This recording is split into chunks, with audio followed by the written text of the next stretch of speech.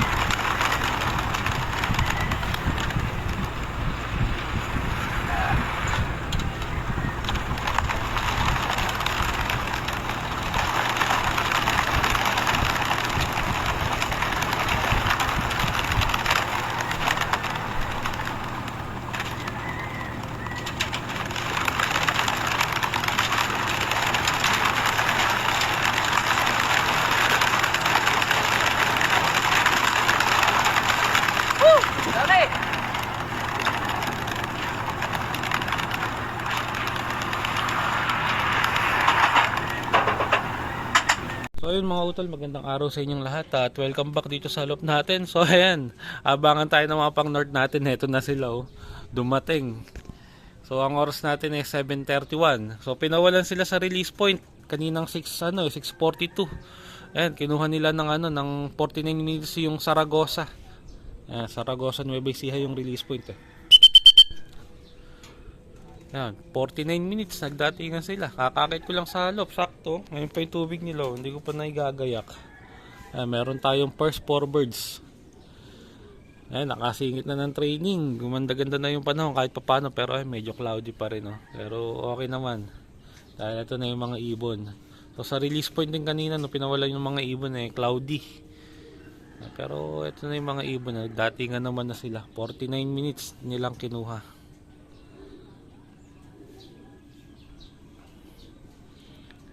Ayan. So, 12 yung pinarga natin 4 na yung unang ibon na nakita ko. Ayan, ito yung dalawa. Ito yung isa. Tapos sa taas pa yung isa yun. Ayan, first 4 birds. Ayan, hindi pa tayo nakakapaglinis sa loop. Dumating sila. Kakakit ko lang nga kasi dito Pasok.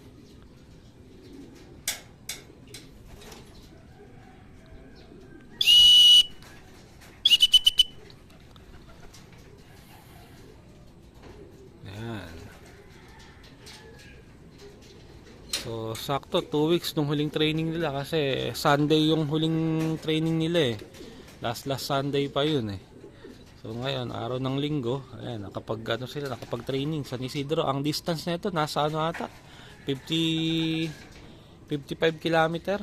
Ayan, kulang 60 kilometer. Kaya sakto lang yung oras na nilipad nila, 49 minutes. Ayan, first 4 birds. Hindi pa ako nakakapaglinis sa loob kasi kakakit ko lang Ayan. Unang 4. So abang pa tayo dun sa ibang ibon natin. 8 pa ang kulang. Ito.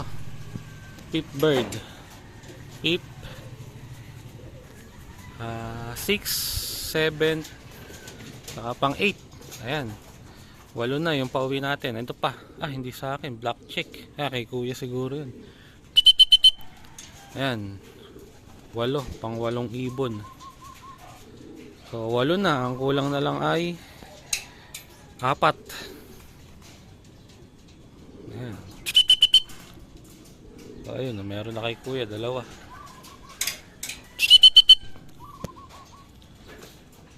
Ayan, wala pa yung tubig nila. Nagkutkut pa lang ako doon sa kulungan nila So pagka napainom na. Ayan, so bigyan na natin ng tubig tong mga to.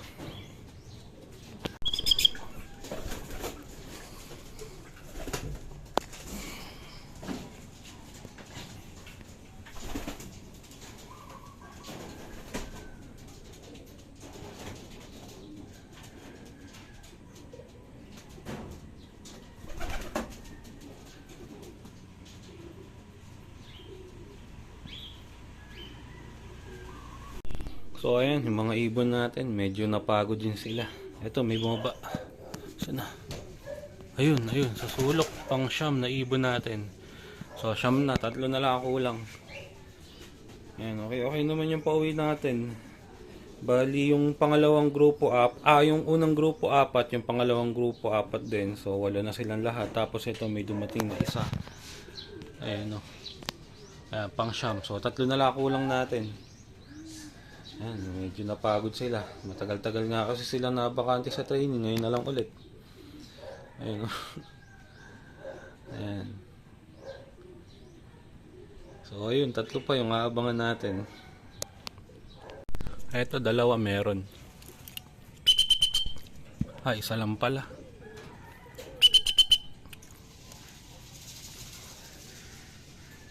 Ito pa isa. Ayan. Isa na lang kulang.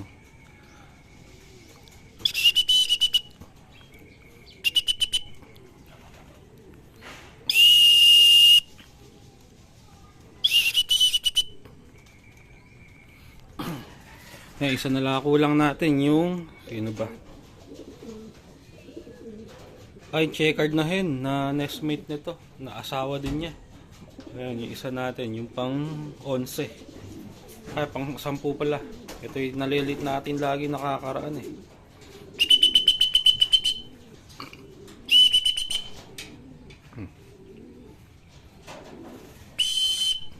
Lumayos ka dyan. Yun. Ayan, pang 10. Yung pang 11 ayaro pa.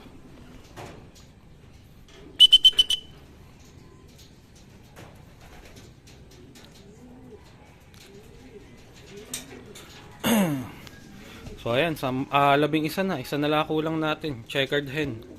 Na asawa nitong luban na to. Naka-nestmate din niya. Ayan yung pang ibon natin. Napagod sila pero ayos lang. Importante, nakasingit tayo ng training ngayon. Dahil matagal silang walang training. 2 weeks.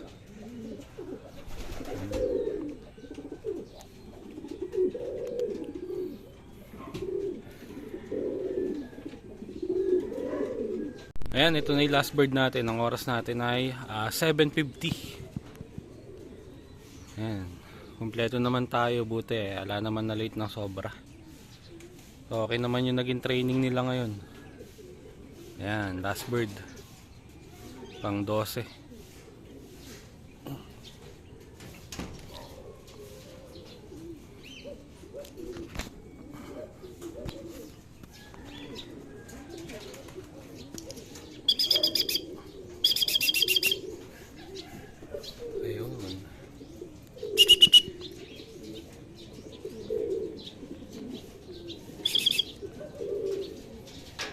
Buti walang na late. Makapagpakain tayo ng maayos mamaya. Maaga pa, mamaya pa sila kakain. Mga ano pa, alas 9 pa sila kakain. So matagal pa silang magpapahinga. Ngayon yung mga ibon natin. So okay naman yung training natin ngayon. At medyo napagod yung mga ibon pero ayos lang yan. Ang importante ayan, kahit pa paano nabatak-batak ulit yung mga ibon natin dahil ang tagal nung huling training nila. 2 weeks na ngayon yung huling training nila dahil yung training nila last week pa sa BFRC yun, San Jose Nueva Ecija. Tas after nga nun ginamot ko sila ng